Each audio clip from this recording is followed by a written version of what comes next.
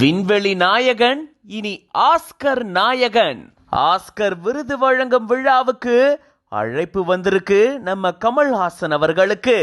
உலகம் முழுக்க இருந்து 534 கலைஞர்கள் அழைக்கப்பட்டிருக்காங்க. அதுல கமல்ஹாசன் அவர்களும் ஒருத்தர். ஒவ்வொரு ஆண்டும் சிறந்த திரைப்படங்களுக்கு ஆஸ்கர் விருதுகள் வழங்கப்படுறது வழக்கம். அகாடமி அவார்ட்ஸ்ல பங்கெடுத்துக்கிறது அப்படின்றதே ஒரு பிரஸ்டீஜியஸா பார்க்கப்படுது. இந்த விருது விழால விருது வாங்குறவங்க எந்த அளவுக்கு பெருமை அடைவாங்களோ இந்த விழால கலந்துக்க அழைப்பு வர்றதும் மிகப்பெரிய பெருமையா பார்க்கப்படுது.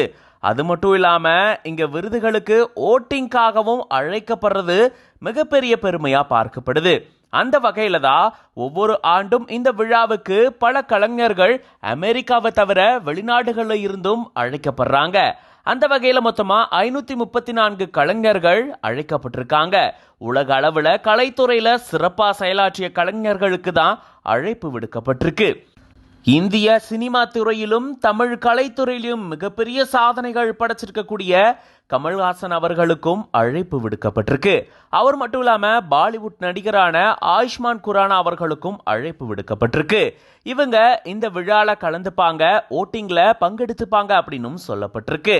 மேலும் இந்த செய்தியை கேள்விப்பட்டு வாழ்த்து தெரிவிச்ச முதலமைச்சருக்கு நன்றி தெரிவிச்சிருக்காரு நம்ம கமல்ஹாசன் அவர்கள். கமல்ஹாசன் அவர்களுக்கு இப்படிப்பட்ட ஒரு பிரஸ்டீஜியஸான அழைப்பு வந்திருக்கிறது அவருடைய ரசிகர்களை சந்தோஷத்துல ஆழ்த்தியிருக்கு. இது பத்தின உங்களுடைய கருத்துக்களை கமெண்ட்ஸ்ல சொல்லுங்க. For more updates follow Flix9. For spiritual contents follow Flix9 Divine.